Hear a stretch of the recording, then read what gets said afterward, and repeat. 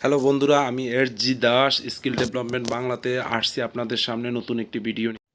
Hello বন্ধুরা, আমি নতুন একটি ভিডিও নিয়ে আসছি আজকে আপনাদের সামনে। সেই ভিডিওটি হলো ক্লিপ অন মিটার অথবা ক্লাম মিটার অথবা টংস্টার মিটার। এই মিটারের নাম শুধু ক্লাম মিটার বললেই হবে না, ক্লিপ অন মিটার বললেই হবে না। তার আগে বন্ধুরা, যদি কোনো বন্ধুরা এখনও আমার চ্যানেলটি সাবস্ক্রাইব করে না থাকেন তাহলে অবশ্যই চ্যানেলটি সাবস্ক্রাইব করুন, পাশে থাকা বেল আইকনে ক্লিক করুন এবং বেশি বেশি লাইক, কমেন্টস এবং শেয়ার করুন। হ্যাঁ বন্ধুরা, এটি মূলত ক্লাম মিটার বলা হয়েছে কেন, বা ক্লিপ অন মিটার। এটা দেখতে মেয়েদের ক্লিপ আটকানোর মতন। এখানে আমি আপনাদেরকে দেখাচ্ছি মিটারটা ক্লাম মিটার বলা হয়েছে কেন বা ক্লিপ অন মিটার বলা হয়েছে কেন। মিটারটার সাথে আজকে আমরা পরিচিতি হব যে এই মিটারটা আসলে কিভাবে পরিচালনা করতে হয়। ভুলভালভাবে আমরা পরিচালনা করব না, তাহলে আমাদের মিটারটি নষ্ট হয়ে যেতে পারে বা ড্যামেজ হয়ে যেতে পারে। মিটারটি দ্বারা পরবর্তীতে কোনো কাজ করা যাবে না। এখানে ডিসি এম্পিয়ার, এসি এম্পিয়ার পরিমাপ করা যায়, হার্জ পরিমাপ করা যায়, ওহমস পরিমাপ করা যায় এবং একটি টেস্ট পদ্ধতি আছে, ডায়োড টেস্ট পদ্ধতি, voltage, AC voltage, DC voltage এবং অফ সুইচ আছে এবং নিচে তিনটি সিলেক্টর নব আছে, যেটি আছে সিলেক্টর এবং রিয়েল এবং হোল্ড, এই তিনটি অপশন এবং ডিসপ্লে আছে, ডিজিটাল ডিসপ্লে। এখানে যে নবগুলো আছে সেটি একটি পজিটিভ ভোল্টেজ এবং ডায়োড চিহ্ন দেওয়া আছে এবং ওহমসের চিহ্ন। এই সম্পূর্ণটা মিলে এই যে আপনাদেরকে দেখাচ্ছি, এটা হচ্ছে ক্লিপ আকারে বা ক্লাম্প আকারে। ক্লাম্প আছে না আমাদের বিভিন্ন জায়গায়, আমরা দেখব সেই ক্লাম্প অথবা ক্লিপ, যে চুলে আটকানোর ক্লিপ ইত্যাদিতে এরকম ক্লিপ থাকে। এই জন্য এই মিটারটার নাম দেওয়া হয়েছে ক্লিপ অন মিটার। হ্যাঁ হ্যাঁ বন্ধুরা, তারপর এই মিটারটা দ্বারা আমরা যদি কোনো মোটর বা যে কোনো কিছু, সেটার ভিতর দিয়ে কী পরিমাণ এম্পিয়ার প্রবাহিত হচ্ছে সেটি কিন্তু আমরা এরকম তার না কেটে এভাবে করে আমরা এম্পিয়ার যে পরিমাণ প্রবাহিত হচ্ছে সেটি পরিমাপ করতে পারবো। এই জন্য আমাদের এই সহজ কাজের জন্য এই মিটারটি ব্যবহার করা হয়। মূলত এই ক্লাম মিটার বা টংস্টন মিটারের মূল কাজই কিন্তু এটা বন্ধুরা।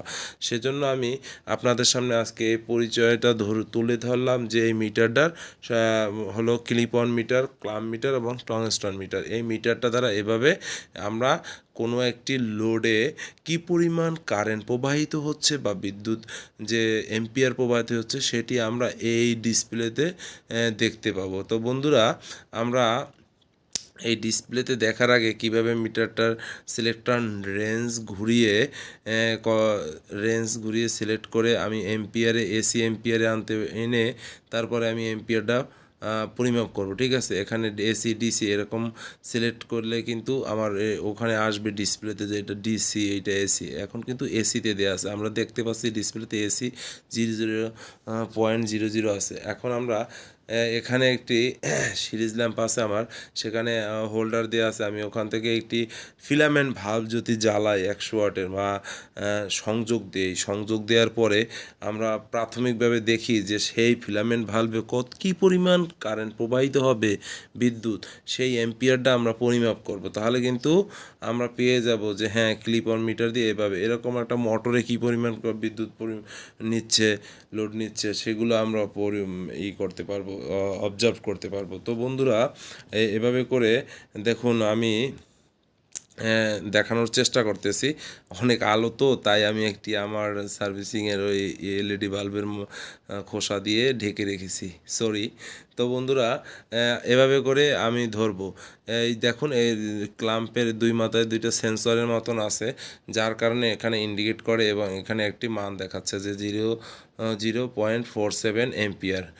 এই 100 ওয়াটের একটি ফিলামেন্ট ভালভের মধ্য দিয়ে এই পরিমাণ বিদ্যুৎ প্রবাহিত হচ্ছে, এটা কিন্তু আমরা দেখতে পাচ্ছি এবং সরাসরি দেখতে পাচ্ছি। আমি কিন্তু আপনাদেরকে ঘুরিয়ে দেখাচ্ছি এবং কি পরিমাণ আবার যখন আমি সুইচটা অফ করে দিচ্ছি তখন আবার 0.23 করতে করতে একটা টাইমে 0 হয়ে যাচ্ছে। এই যে এখন কিন্তু 0 হয়ে যাচ্ছে। হ্যাঁ দেখুন বন্ধুরা, 0 হয়ে যাচ্ছে।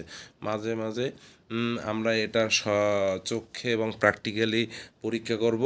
যারা ইন্ডাস্ট্রিতে থাকব, এই মেনটেনেন্সে আমরা কাজ করি যখন, এবং আমাদের যে বিভিন্ন ডিপার্টমেন্টাল কাজের সময় একান্ত দরকার ইলেকট্রিক্যাল।